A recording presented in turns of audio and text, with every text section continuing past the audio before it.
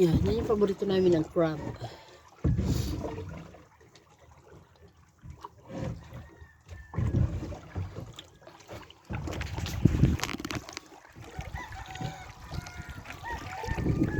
The sun is shining brightly. Thank you for this day, Lord Jesus. Continue to bless us, help us. O, diba? Ang ganda ng panahon, guys. Sarap na maligo sa dagat. Ang sarap maligo sa dagat. Hindi siya maalon. Hindi marumi ang dagat. Walang mga basura. Kasi minsan ang hirap, ang daming basura nagkakalat sa dagat.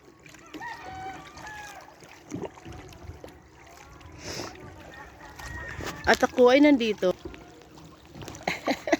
Wala na ang buhok ko. Wala nang anong buhok ko, no?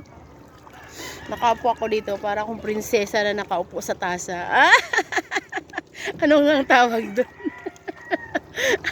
Sa bugtong yun. Ano ba yan? May bugtong pa talaga.